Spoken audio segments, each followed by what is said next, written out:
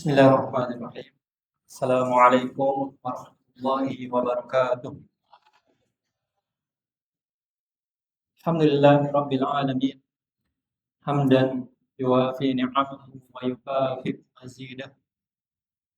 Ya Rabbana lakal hamdu kama yanbaghi li jalali wajhik wa li 'azimi sultanik. Asyhadu an la ilaha illallah wa asyhadu anna Muhammadan abduhu wa rasuluh.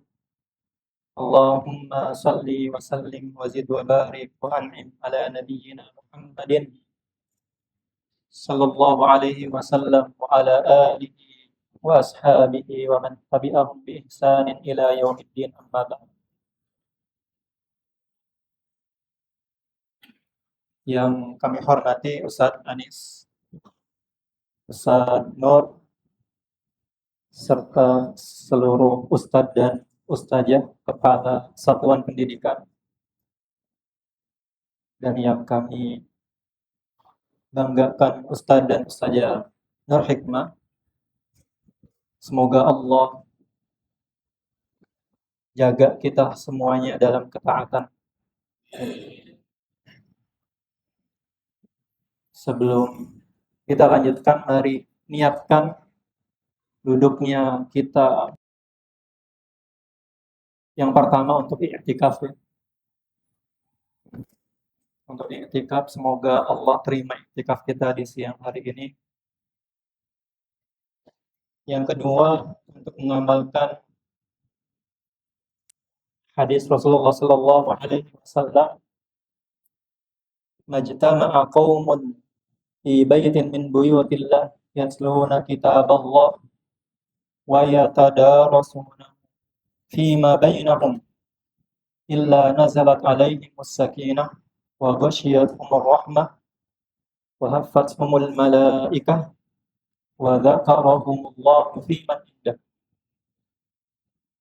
Kita harapkan siang ini kita sama-sama tadarus Al-Quran, mempelajari Al-Quran, dan Allah karuniakan pada kita semuanya di siang hari ini yang pertama ketenangan.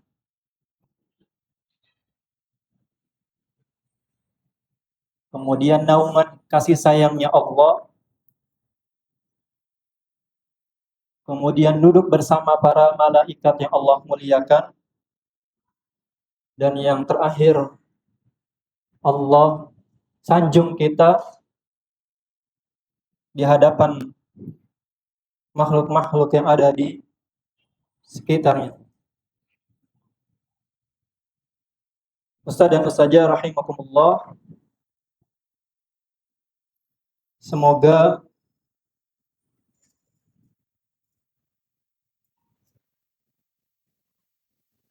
yang ketiga, semoga ilmu yang kita pelajari di siang hari ini menjadi ilmu yang bermanfaat. Rabbi zidna ilma warzuqna fahma. Allahumma anfa'na bima 'allamtana warzuqna uluman tanfa'una wa zidna ya alim. Ustaz saja Allah Subhanahu wa taala berfirman, "Syahrul Ramadan alladzi unzila fihi al-Qur'an hudal lin-nasi wa bayyinatin minal huda wal furqan." Ramadan adalah waktu yang spesial yang Allah pilih untuk berbicara kepada kita melalui kitab terakhir, yaitu melalui Al-Quran, yang disampaikan dengan perantara malaikat terbaiknya, yaitu malaikat Jibril, kepada Rasul terbaik, yaitu Nabi Muhammad sallallahu alaihi wasallam, di waktu yang terbaik, yaitu di Ramadan. Pertanyaannya, kenapa harus Ramadan? Dari sekian 12 bulan itu kenapa Ramadan? Karena Ramadan adalah waktu yang Allah siapkan dengan segala keadaannya agar kita siap menerima Al-Quran yang berat.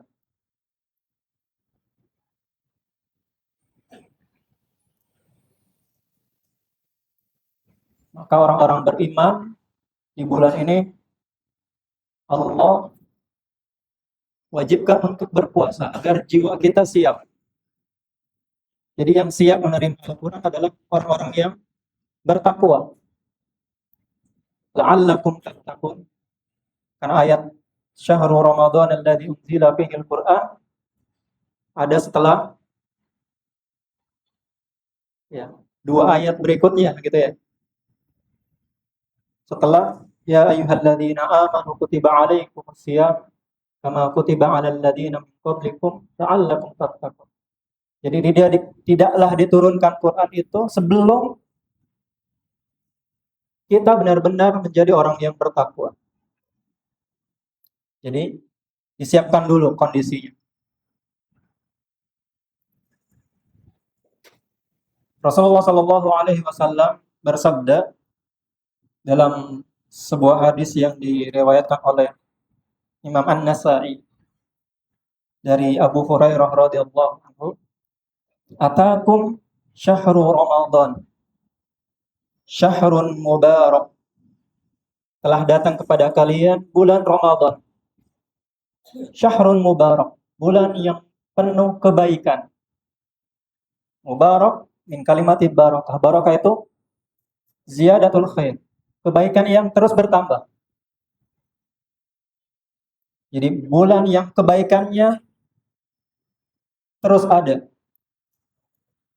Faradallahu alaikum siyamahu tuftahu fihi abwabul jannah wa tughlaqu fihi abwabul jahim wa tughallu fihi maradatus syayatin wa fihi lailatun hiya khairun min alfi syahr man hurima khairaha faqad hurim. Yang kita garis bawahi di hadis ini adalah kalimat terakhirnya man hurima khairan faqad hurim. Siapapun yang Allah haramkan bagi dia itu kebaikan, maka tidak ada kebaikan selamanya buat dia. Haram bagi dia sesuatu yang baik. Pertanyaannya, ada tidak manusia yang Allah haramkan berbuat baik? Kalau zaman sekarang ada medsos, ada internet, kita bisa lihat ternyata ada orang yang nggak ada baik-baiknya. Ternyata itu manusia gitu ya, bukan iblis. Kalau iblis kita udah tahu udah lama, tapi ternyata ada manusia yang selevel iblis yang Allah haramkan kebaikan. Maka jangan sampai bahkan di Ramadan kita tidak bisa berbuat baik. Ya, sangat banyak di antaranya sabda Rasulullah sallallahu alaihi wasallam, "Man shoma Ramadhana imanan wa ihtisaban, ghufira lahu ma taqaddama min dzambi." Siapapun yang berpuasa pada bulan Ramadan imanan, dengan keimanan, yakin bahwasanya yang mewajibkan berpuasa ini adalah Allah. Dia mengerjakan ini karena Allah yang memerintahkan. Wahtisaban, mengharap balasan dari Allah. Ghufira lahu ma taqaddama min dzambi. Allah akan ampuni semua dosanya yang telah lalu. Ma taqaddama min dzambi. Kalau ternyata dia tidak bisa mendapatkan kebaikan dari saum, maka ada sabda Rasulullah SAW yang lain, "Man qoma Ramadhana imanan wa ihtisaban, ghufira lahu ma taqaddama min dzambi." Siapapun yang mendirikan salat qiyamul lail pada malam hari dengan keyakinan bahwasanya yang perintahkan ini adalah Allah dan mengharapkan balasan dari Allah, ghufira lahu ma taqaddama min dzambi. Allah ampuni juga dosa-dosa. Kalau ternyata qiyamul lail juga dia tidak bisa melakukannya, tidak bisa mengerjakannya, maka ada hadis yang lain, man qama lailatal qadar imanan wa ihtisaban ghufira lahu ma taqaddama min dzambi. Siapapun yang mendirikan qiyam Lailatul Qadar pada malam-malam Lailatul Qadar dengan keimanan Allah yang memerintahkan ini dan mengharapkan balasan dari Allah, maka Allah ampuni dosanya. Kalau tidak bisa juga, maka masih ada hadis yang lain, inna lillahi inda kulli fitrin utaqa wa dzalika fi kulli lailah. Kata Rasulullah sallallahu alaihi wasallam, sesungguhnya Allah itu di setiap waktu inda kulli fitr, di setiap waktu berbuka itu Allah memberikan kesempatan agar kita terbebas dari api neraka. Utaqa, terbebas, belenggu di leher kita dari api neraka. Wa dzalika fi kulli lailah, setiap malam.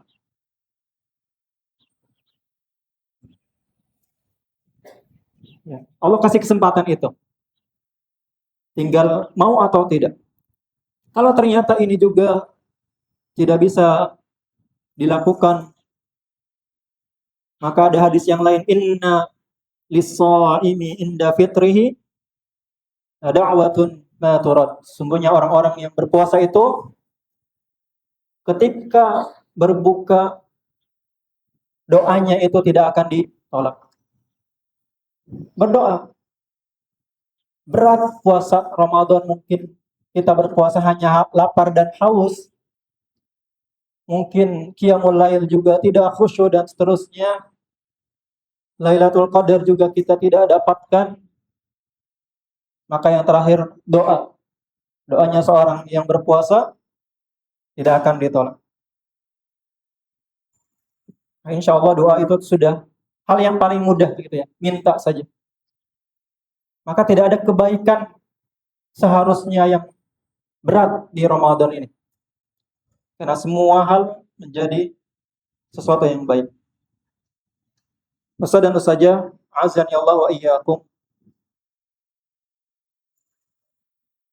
Ramadan adalah bulannya Al-Quran tadi. Kata Allah di surat Al-Baqarah. Maka kita lihat dulu para ulama, di antaranya Imam Az-Zuhri itu. Siapa Imam Az-Zuhri ini? Gurunya Imam Malik.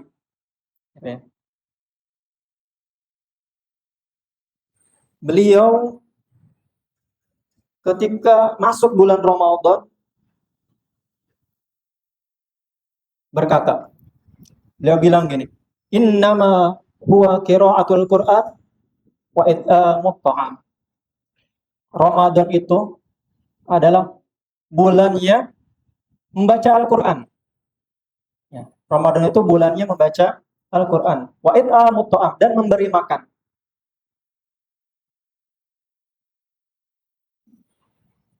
Jadi ditinggalkan kajian-kajiannya, fokus baca Al-Quran, kemudian memberi makan.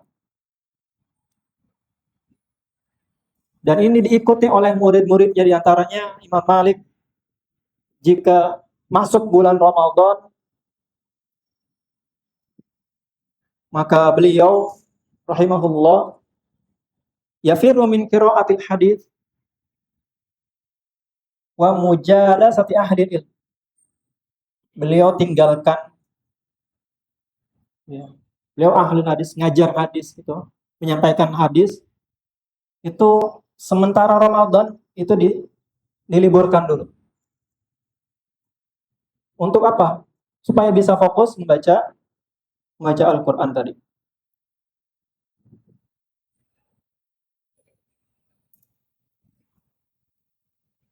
Kemudian naik Sufyan Ats-Tsauri ketika masuk bulan Ramadan, beliau meninggalkan semua ibadah-ibadah yang lain dan lebih mementingkan qiraatul Quran, membaca Al-Quran. Nah, semua ini adalah teladan buat kita bahwasanya ternyata Al-Quran di Ramadan adalah sesuatu yang spesial bagi para ulama. Ya. Jadi bukan hal yang biasa. Jadi hari-hari mereka adalah bersama Al-Quran. Maka tidak aneh ketika Ramadan berlalu, Al-Quran itu masih ada di hati-hatinya para kaum muslimin. Ya. Tidak hanya di kalangan para ulamanya, alim ulamanya, tapi juga di kalangan orang-orang yang biasa. Kalau kita baca sejarahnya, ada salah seorang penyair namanya Farazdak. Kalau kita baca syairnya, kebanyakan syairnya itu syair Ghazal. Ghazal itu syair yang tentang percintaan gitu ya, rayuan. Bayangin kalau sekarang mungkin penyanyi yang isi lagunya itu nggak ada lagu religinya gitu ya. Ini Farazdak penyair yang seperti itu. Ketika itu beliau bertemu dengan Khalifah Sulaiman bin Abdul Malik.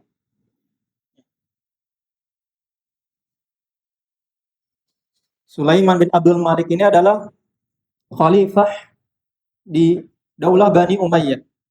Ketika itu beliau minta kepada Farazdak ini, tolong berikan kepada saya syair terbaikmu hari ini.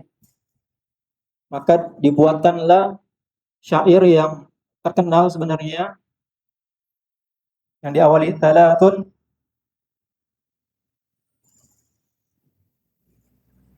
Nanti dibaca sendiri ya, saja ya. Ini syair Ghazal, jadi nggak cocok dibacakan di masjid ya.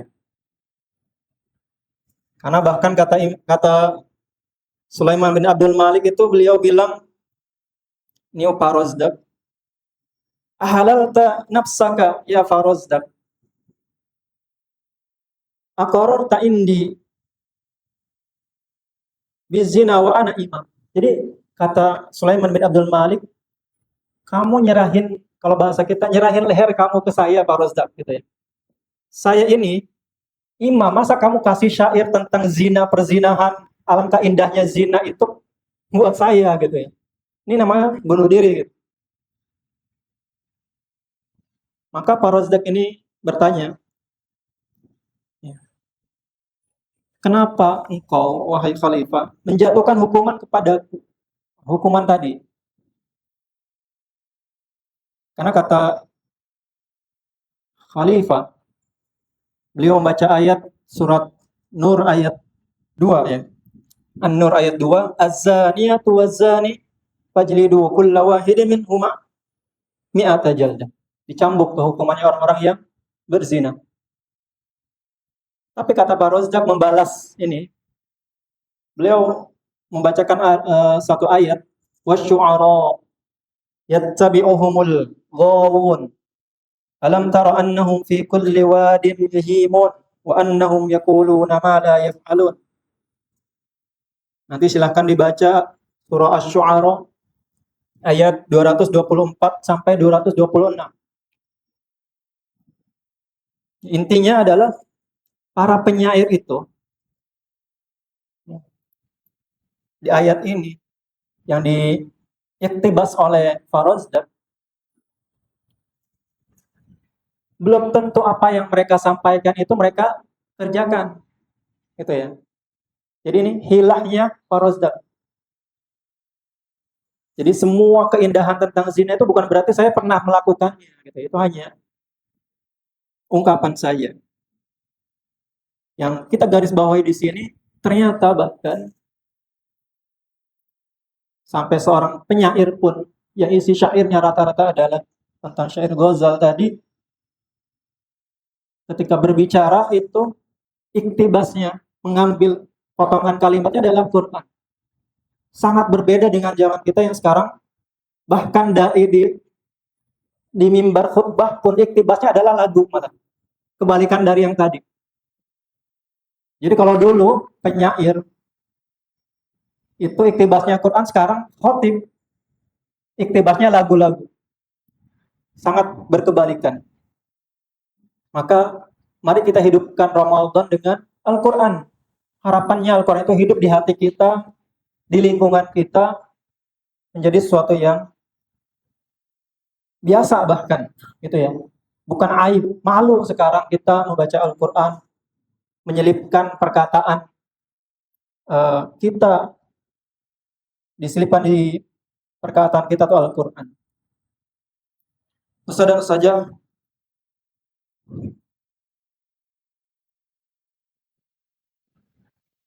kalau kita baca sejarah, maka kita akan temukan bahwasanya tadi para ulama yang tadi itu menghatamkan Al-Quran itu sesuatu yang biasa. Ya. Bahkan kalau di 10 hari terakhir itu ada khatmun nahar, khatmul lail. Jadi ada hatam siang dan hatam malam gitu ya. Hatam siang dan hatam malam.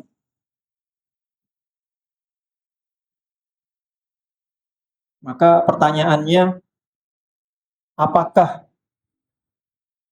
apakah yang dilakukan para ulama itu menyelisihi hadis Rasulullah Shallallahu Alaihi Wasallam, la yafqahu man qara al-Quran fi aqalli min thalath. Kata Rasulullah Shallallahu Alaihi Wasallam, tidaklah termasuk memiliki pemahaman orang-orang yang membaca Al-Quran, maksudnya menghatamkan Al-Quran, kurang dari 3 hari. Sedangkan tadi ada khotam siang dan malam gitu ya, 2 kali dalam sehari semalam itu. Hatam gitu ya. Apakah bertentangan para ulama-ulama itu dengan ini? Pastinya tidak ya. Karena kata Syekh Sa'id Al-Kamali, beliau menyampaikan bahwasanya para ulama itu ya, mengamalkan hadis yang lain. Apa hadisnya? Man qara'a harfan min kitabillah falahu hasanah wal hasanah bi asyri amsalihha. La aqulu alif lam mim harf walakin alif lam mim harfun, alif lam alif harfun wa lamun harfun wa mimun harfun. Jadi siapapun yang membaca satu huruf Al-Qur'an, maka ia akan mendapatkan satu kebaikan. Ya. Kata Rasulullah Shallallahu Alaihi Wasallam, dan satu kebaikan itu dibalas dengan 10 kali lipatnya. Dan aku tidak mengatakan alif lam mim itu satu huruf. Yang dimaksud satu huruf adalah alif satu huruf, lam satu huruf, mim satu huruf. Itu udah 30 kebaikan. Maka itu yang dicari. Maka mari samakan, sinkronkan niat kita ketika kita menghatamkan Al-Quran, sebagaimana para ulama memperbanyak khatam Al-Quran itu untuk mengamalkan hadis ini. Ya. Bukan untuk menghindari tadabbur. Sampai jam berapa, Ustaz? Udah ya? Udah habis ya waktunya? Jadi bukan untuk menghindari tadabbur, tapi untuk mengamalkan hadis yang lain. Ya.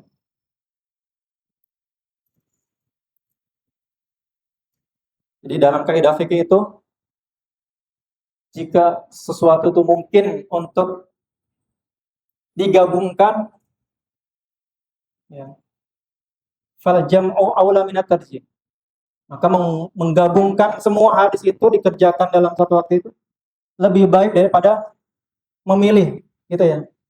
Kalau kita bisa khatam berkali-kali, sekalian tadabburnya juga, kenapa tidak?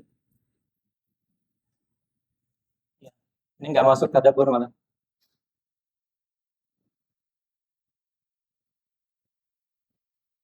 Baik. Salah satu contoh kapan para ulama itu bertadabbur gitu dulu deh. Insya Allah kita tahu tadabbur Quran itu apa. Kita lewati bagian itu. Di antaranya kita mulai dari contoh yang tertinggi. Rasulullah Shallallahu Alaihi Wasallam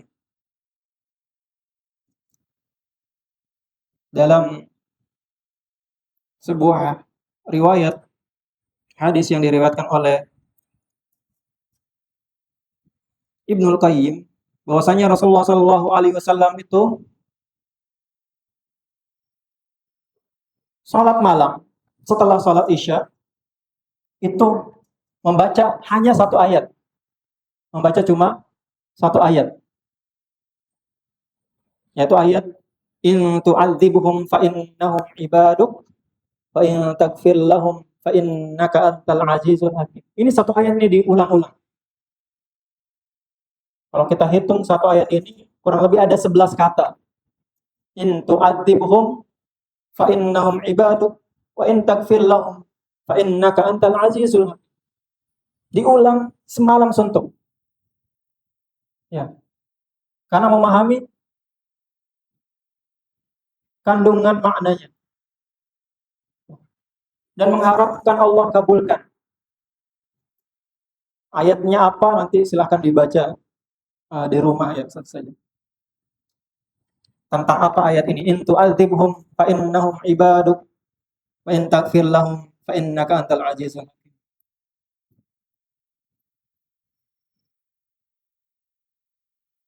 Syekh Muhammad Hasan Ad-Daudu Asy-Syinkiti, beliau berkata, tadabbur itu ada dua. Yang pertama, tadabbur mahabbah. Yang kedua, tadabbur tafahum. Tadabbur mahabbah itu maksudnya apa? Menanamkan pada diri kita keyakinan bahwasanya Al-Quran itu Allah turunkan. Ya. Itu untuk kita. Ini adalah surat cinta yang Allah kirimkan lewat malaikat terbaiknya melalui Rasul terbaiknya untuk kita, bukan untuk Rasulullah Muhammad SAW. Jadi sebelum kita baca Quran, tanamkan itu. Yang kedua, tadabbur tafahum, memahami maknanya baru. Nah, di bagian yang ini, maka kita sesuaikan dengan kemampuan kita. Kalau kita baru bisa membaca terjemahnya, maka cukup di situ. Tapi didalami maknanya. Kalau kita sudah bisa membaca tafsirnya, maka dibaca tafsirnya sebelum baca Quran. Dan seterusnya. Hadza wallahu a'lam bishawab. Ya, kalau saya lanjutkan bisa sampai buka nanti kita ya. Terlalu lama. Jadi temanya Ustaz. Jadi kemarin di awal Ramadan Ustaz Asrul ngirim tema itu. Ini seperti tenggelam di lautan gitu Ustaz. Ini makna sangat temanya sangat luas gitu. Jadi kalau antum sudah masuk di situ itu susah keluarnya Ustaz. Udah, selalu ada yang baru kalau kita baca. Bahkan belum tadabbur. Bahkan kita belum tadabbur. Selalu ada hal yang baru yang kok ini menarik gitu. Maka pesan dari Ustaz saya adalah selalu tanamkan sebelum kita menghafal Quran itu. Dulu guru Quran saya bilang, tanamkan dalam hati kita rasa penasaran. Kenapa di ayat ini diakhiri dengan contohnya Azizun Hakim. Kenapa Azizun Hakim itu di sini? Kenapa yang ini apa? Itu ditanamkan supaya kita terus penasaran. Aku qouli hadza astaghfiru li wa lakum wa lisairil muslimin. Semoga Allah ampuni dosa kita semuanya. Assalamualaikum warahmatullahi wabarakatuh.